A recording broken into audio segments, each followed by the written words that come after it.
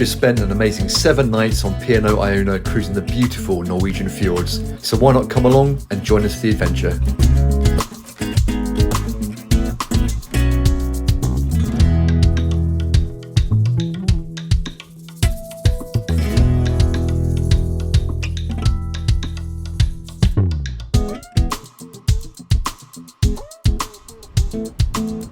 Welcome back to the channel. If you're new here, we are Luke and Al, and we enjoy making videos of our travels.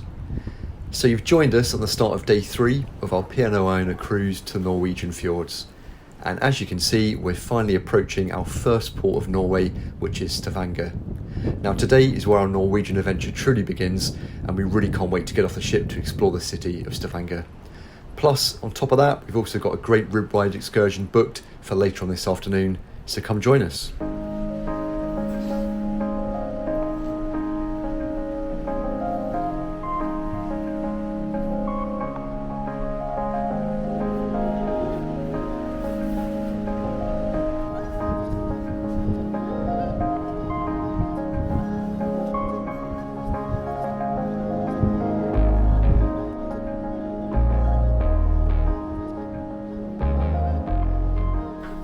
Monday the 1st of July, we've arrived in Stavanger.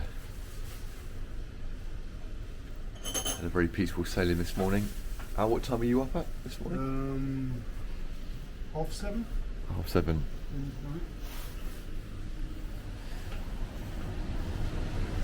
Just all moored up at the port. There we go. Stavanger, Norway.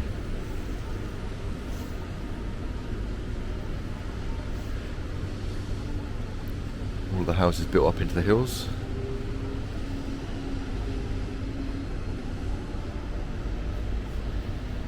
And to our left we've got another ship that's docked. It's in today. That's Silver Sea. You can see all the crew giving it a good old clean. And we've also got Viking Venus, another ship in. Which looks like a Norwegian cruise line.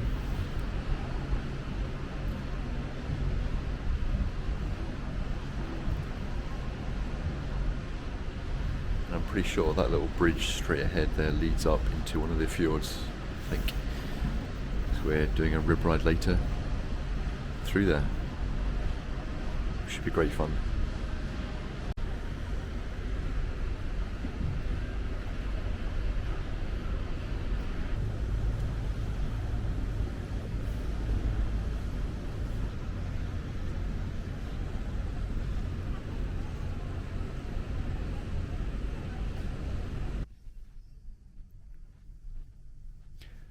So Al, the plan now, we're going to go and get some breakfast. Have some breakfast. Then probably have a walk around the port, explore the area.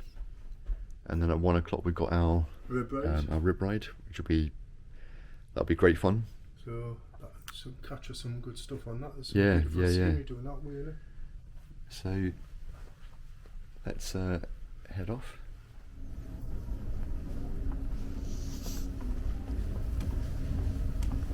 Go give the buffet a go.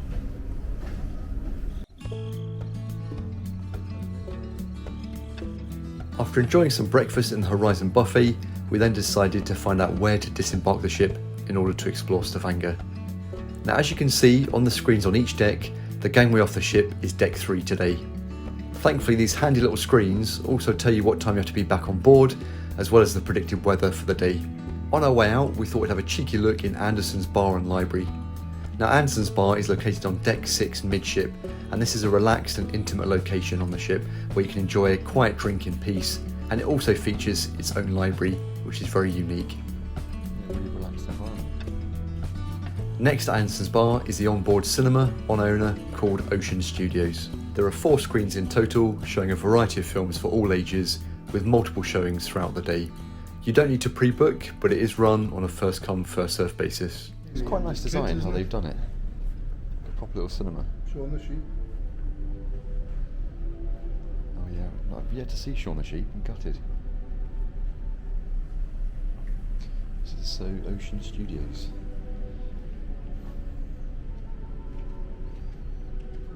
They've got their own gin distillery.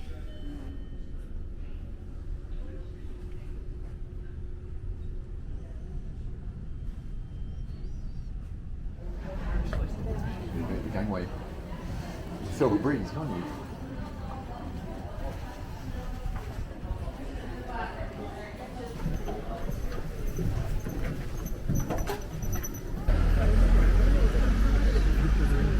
Yeah, absolutely massive.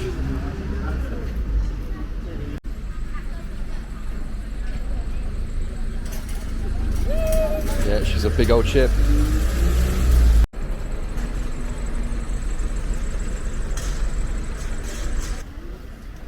There's a gift shop over there.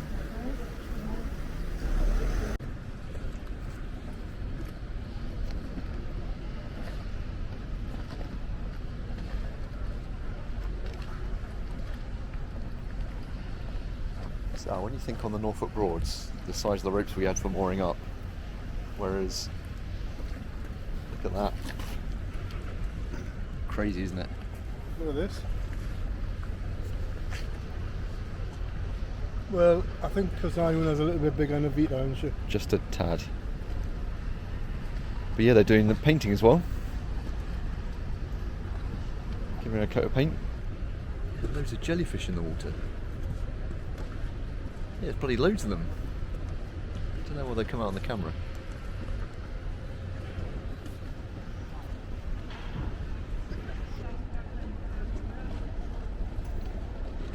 This is the rib ride owl we'll be doing later. These are off our ship. Engines on there. Yeah, I know. We get some speed on those.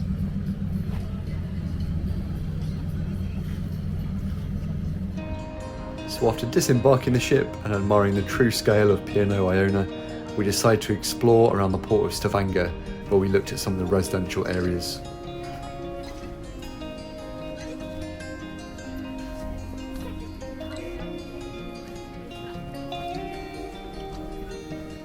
Stavanger is regarded as the cradle of Vikings and apparently dates back to 872, where it was founded by a Viking king.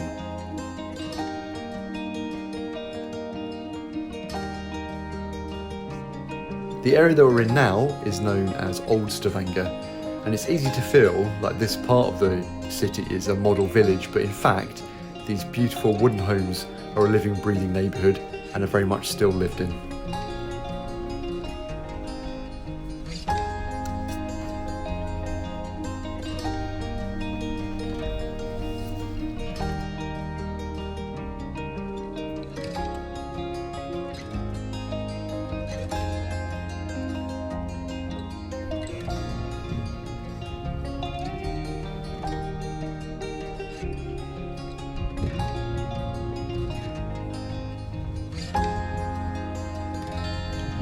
Fun little Iona.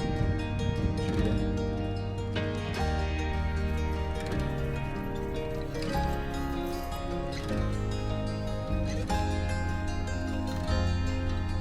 Gives you a sense of scale of the ship out, doesn't it? How much she towers above the skyline.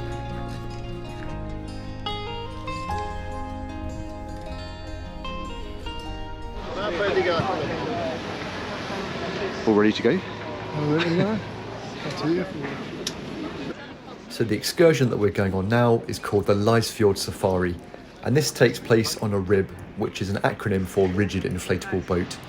It will take us under Stavanger City Bridge towards Lysefjord, which is the home to the world famous Pulpit Rock, as well as other beautiful waterfalls. You can book this excursion via P&O or directly with the RIB companies. Alright, so can everyone hear me? Yeah. So we have to start slow because some local regulations here in the harbor. We will speed up once we get under the Stavanger City Bridge, and we will travel at about 32 knots, which are about 60 kilometers an hour.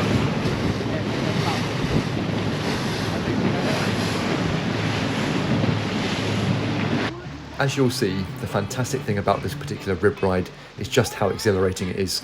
If you like a relaxing river cruise, this probably isn't for you, but for those that like a bit of an adrenaline rush, then you'll absolutely love this.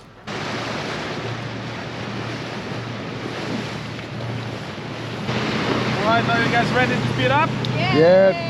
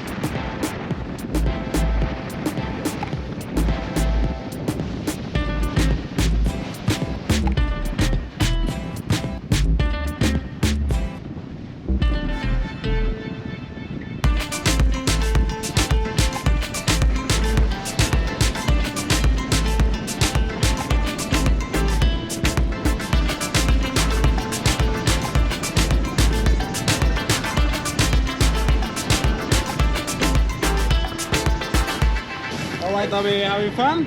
Yeah. A lot more fun than these guys though. So, welcome to Lysefjord. Welcome to the first stop. We call this the Vagabond Cave. You can see there's a cave straight up this hill with those rocks. Looks like a little square going into the mountain. And there's a cave. The reason we call it the Vagabond Cave is because they say they used to live lots of vagabonds here in the fjord. And they went around and they stole from the local farmers. And the farmers got angry, of course, right? Nobody likes to be stolen from. So the farmers would start to chase these vagabonds. And the vagabonds would flee here with their boats, because you can see they can't hike here, the mountains are way too steep. They park their boat and they run up and they head up in this cave. And if the farmers was able to find them and try to go up this cave to catch these vagabonds, the vagabonds would just sit up in the cave entrance and throw rocks at the farmers. Then the farmers wouldn't be able to get up and catch them.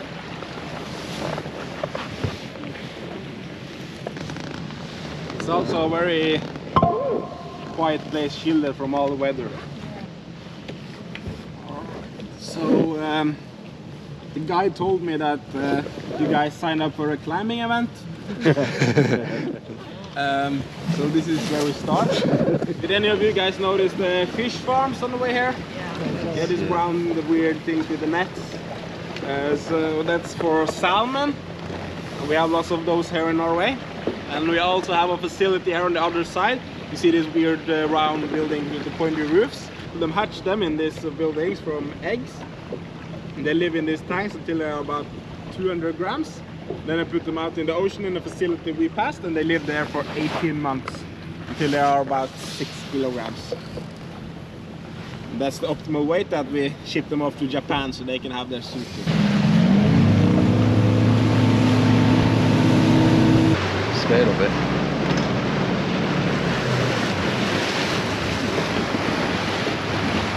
So here there are living 2 goats. You can see them feeding them. Oh, yeah, So they are just living here for these tourists to feed. But they represent the importance they have been to farmers here in Norway, because we have a lot of nature like this. You see really steep hills and stuff like that, and these goats, they just run around these hills like it's flat ground, and they also eat anything. Anyone have any carrots in their pockets? No?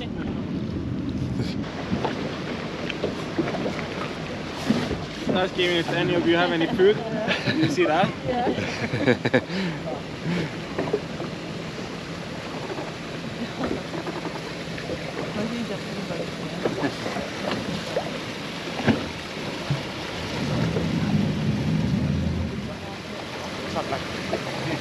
It's looking at his lips, isn't he?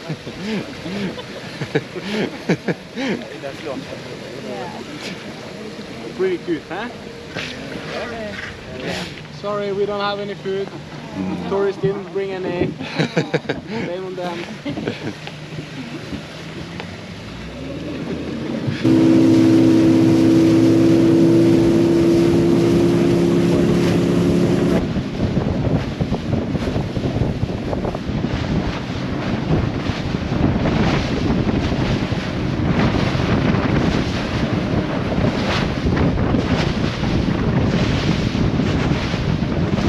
Alright, so the Pulpit Rock is supposed to be here. Do you guys see it?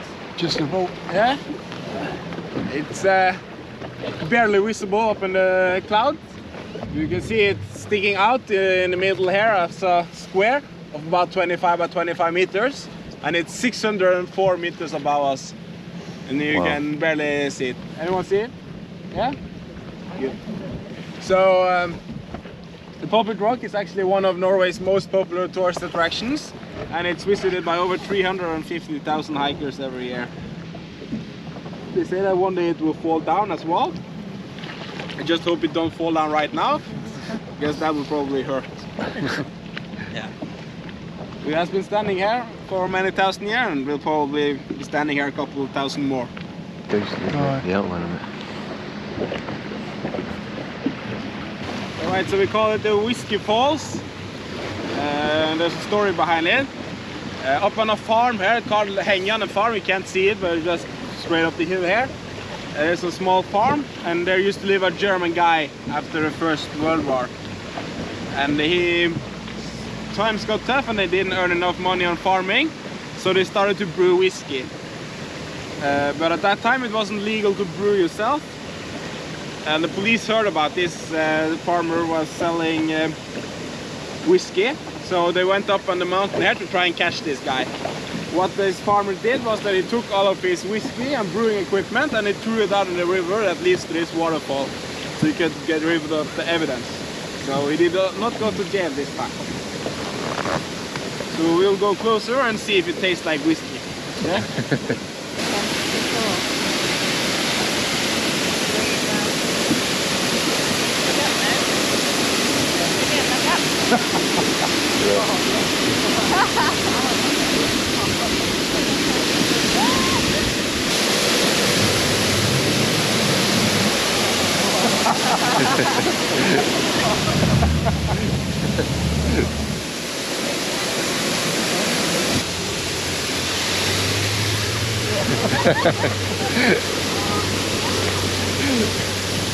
So this fjord is actually dug up by glaciers during the ice ages that have been here in Norway. The last ice age ended about 10,000 years ago, and the entire Norway was covered in glaciers during this ice age. And what these glaciers do is they take loose rocks and they also grind down the mountains, and they push the loose rocks and they all these loose things, and they push it out in the North Sea. Okay, so when you came here from Southampton, the average depth beneath you was only about 90 meters, while this fjord has its deepest point at 456 meters deep. Wow. So it's Crazy. these fjords are really deep compared to the North Sea. And Fjord, the longest fjord here in Norway, is actually over 1,000 meters deep. And this waterfall is pretty beautiful as well.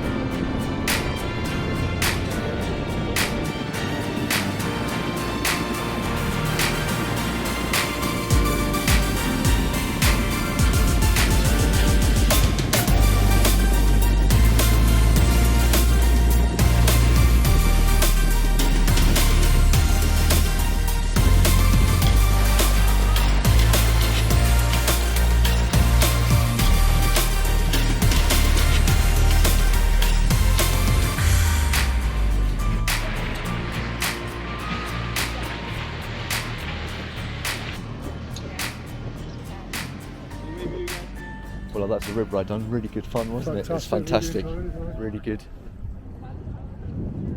It was quite informative as well, wasn't it? Not Yeah. just that he made it fun. Yeah, it was good fun. It was a crazy man. Yeah, love playing the YMCA on the way back. Aye. It was good. But like some of the places you went to as well were like the by the bottom of the Pulpit Rock. That was amazing, wasn't it? It was, Took you right up there, especially Yeah, that it's lovely. waterfall as well. I mean, the scenery was spectacular. The fact to think that that was once a giant glacier in the Ice Age that just caved out that whole fjord was just incredible. And he said it's about, was it 400 meters deep? How deep the fjords are? 400 meters deep, right? Just actually crazy. That's ridiculous, that. Yeah, it's unbelievable. It was like prehistoric, like Right. Jurassic Park. Incredible. Time to get back on Iona. So after a great day in Stavanger, we are now safely back on board. The rib ride was absolutely fantastic and we would highly recommend it. So if you're thinking of partaking in any excursions in Stavanger, definitely consider that one. A huge thanks to our rib guide, who's also both funny and informative.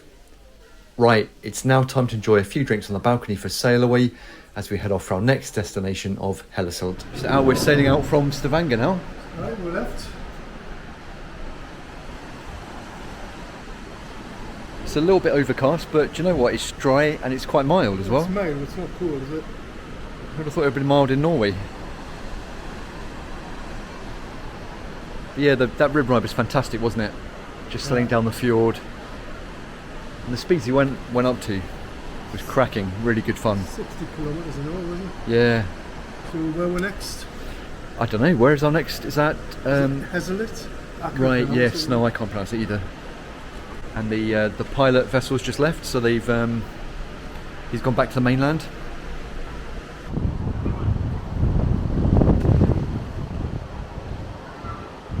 So our plan this evening, we've ordered a bit of room service because it's about 5 o'clock. Just a snack before we Yeah. start and get ready. Because this evening we're dining at Sindhu, which is the Indian restaurant on board, which has got really good, yeah, it's got really good reviews, hasn't it? Always really highly rated, so that'll be something to look forward to. And yeah, everyone raves about the food there, so that should be pretty good. We just ordered a cheeky bit of room service. And what's this we ordered out? Is this like a Tex-Mex box that's in here, I think, which is quite good for like snacky bits. You've got like, you've got dipping, like nachos. You've got guacamole, salsa. You've got chili con carne. All very nice. And we've got some blue skies as well. Look at that. That's what we want to see.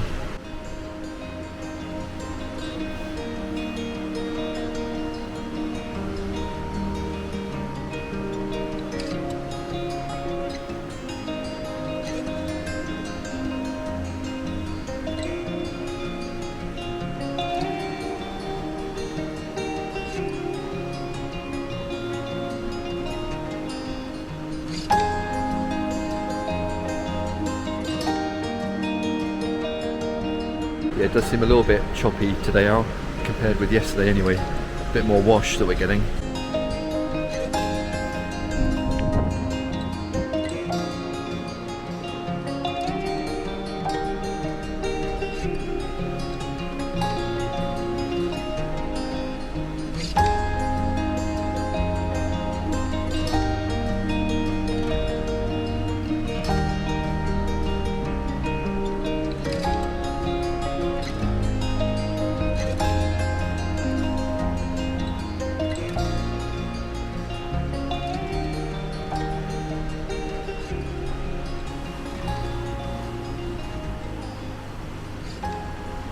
Time to head out for the evening. Can have a few drinks, then head to Sindhu for our meal. Right. Should be good.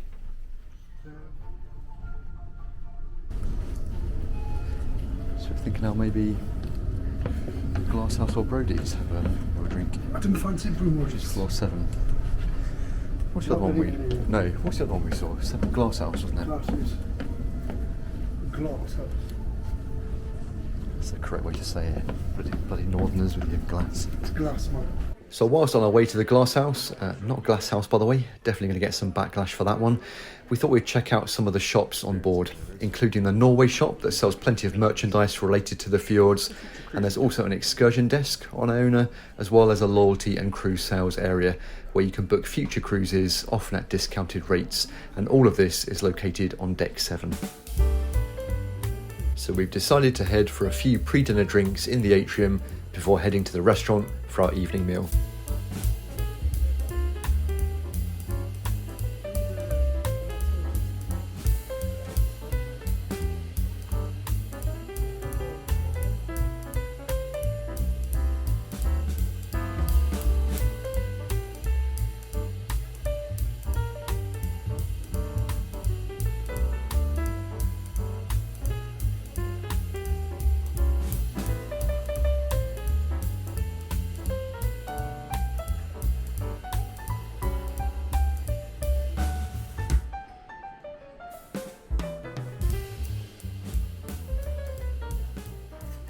So we've got a table booked at Sindhu this evening, which is one of the more popular specialty dining options on Iona that you do have to pre-book, and it does involve a small extra supplement. P&O describes Sindhu as authentic Indian cuisine with a British twist, and it's located on deck 8. Now the nice thing about Sindhu is that if you're a little early for your table or your table's not ready on arrival, there is a relaxed waiting area where you can enjoy a drink whilst your table's being prepared. Right. Cheers, Al. Cheers. Cheers. Sindhu. Let's have a good night. We'll see what it's like. Cheers.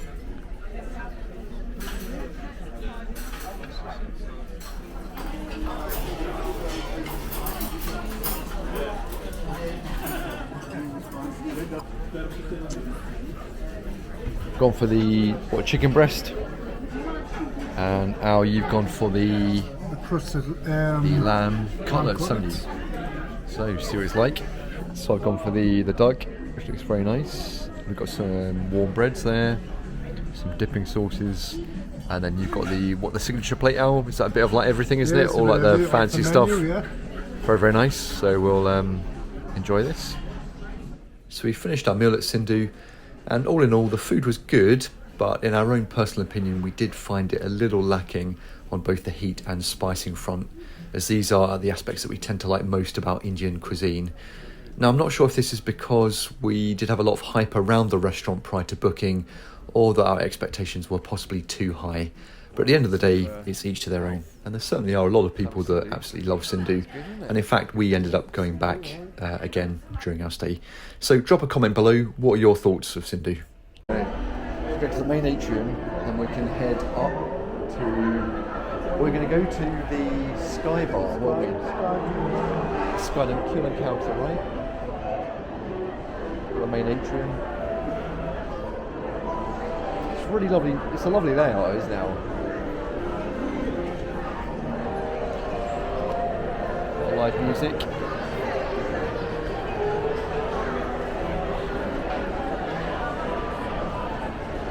It's heaving, isn't it? Yeah. Absolutely rammed. Very nice. Right off to the Sky Dome it is now.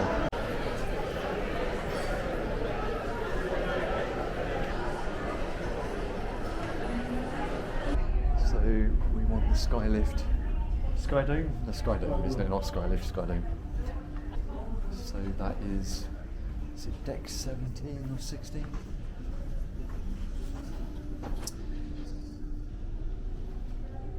So, Sky Dome, get some drinks, see what it's like. See what we say, right? Off we go. So after having a wander around the ship to let our food settle, we thought we would check out the Sky Dome, and this is located over deck 16 and 17. Now this part of the ship is a really versatile one, and during the daytime you'll find it's used as a relaxing poolside area with plenty of sun lounges. There's also a snack bar called Taste 360 that serves hot snacks such as pizza, hot dogs and burgers all throughout the day and at no additional cost. But during the evening, the Sky Dome transforms into a theatre-like venue where there are various acts from acrobatic shows to cover acts. And as you can see here, when we visited, a Lady Gaga tribute act was in full swing. The Sky Dome is also one of the locations used for the silent disco that Iona hosts. Right, so that's quite good. I'll watch a bit of entertainment in the Sky Dome. Wasn't it? The Lady Gaga tribute act. Al was up on his feet dancing, couldn't stop him. Not. He was embarrassing me. I just told him I had to walk away actually. It's getting a bit too much. It's a bit cloudy, but it's dry and it's mild. So I think we're gonna head back to the room now. Yeah, It's a nice chill out area here as well. Can't remember what they call this. It's a nice, it is, yeah. Nice chill out area.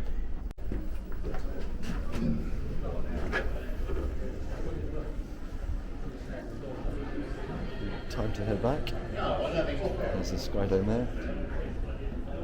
Is that the kids club out, is it? Sorry? Is that the kids club, the Reef, is it? Yeah.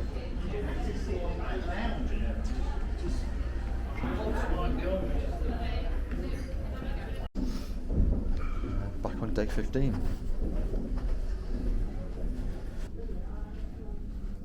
This way. That's weird. We'll head back to the cabin. Tuesday tomorrow. Where are we stopping? We're leaving. Oh no, we've left. No idea where we're going to, I suppose. It's going to be good. Where we're going, but never mind, we'll get there. We'll get somewhere. So we're back in the room, had a great meal at Sindhu, and then enjoyed some entertainment at the Sky Dome. So tomorrow the plan is Tuesday. We're arriving at 9 AM at Helsilt, and we are just following the coast of the upper part of Norway. We get to Olden on Wednesday. Tomorrow we've got a rib ride, which should be pretty awesome, and then really looking forward to the day after as well, which is Olden, which is absolutely beautiful, looks stunning, so can't wait for that.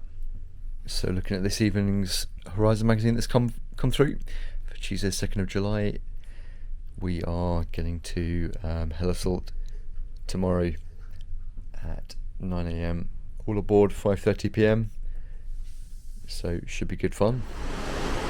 But to think now it's still really quite light and it's only what, 20 to midnight? 10 to midnight. Yeah, crazy. You can tell we're well up in the northern hemisphere. As always, thanks for watching, and join us in the next episode where we arrive at the beautiful village of Hellesild, where we soak in the picturesque surroundings and embark on our second rib ride up the Stavanger Fjord to visit the famous Seven Sisters waterfall. So come and join us.